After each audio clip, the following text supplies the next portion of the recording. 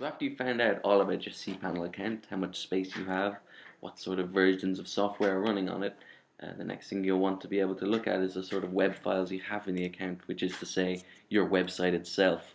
The first thing you'll normally do is upload a website to our servers and that will go live. I'll show you exactly where those files will be. This is your file manager. I'll just show you exactly how to get there. What you want to do is look in cPanel under Files and click the button File Manager. It'll bring up this little menu. It'll give you a few little options which you can choose to enter in different kind of sections in the File Manager. If you're confused about where to go, just click Home Directory and I'll show you exactly how to get to this section of your File Manager files where your website would be. So what you can see here is the home directory. This is the very top level of your account with us.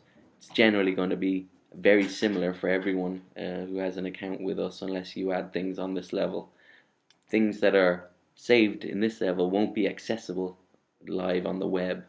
You just need to remember that when you're uploading your files. What you'll actually want to look for is the public HTML folder, which is this one I've just selected.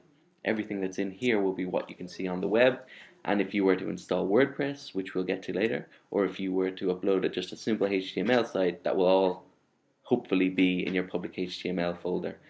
After you've had a look at your file manager, there's a few other tools in that files section that you might want to have a look at. One of the most useful for you might be the disk space usage button. Disk space usage button effectively breaks down where your disk space is being used. So if you had 500 megabytes of space with us, you'd be able to work out exactly where that is being used in this little section, and that's just to the right of the file manager. As you can see here, there's a section for mail, which is your mail folder. There's a section for public HTML, a section for MySQL. This is usually where that space will be used up. If it's in the public HTML, you'll know that your website's particularly large. If it's in the mail folder, you'll know you've got a lot of emails maybe resting in your account, or if you had a large database that was taking up a lot of space, you'd probably be able to see that under your MySQL line here. As you can see, it's empty in this example.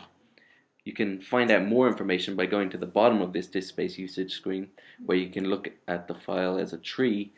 So for example, you could find out exactly where in the mail folder all the mail is, so you can know if there's a particular account that's taking up a lot of space, or you could look at your website to see that there's a lot of space within the site.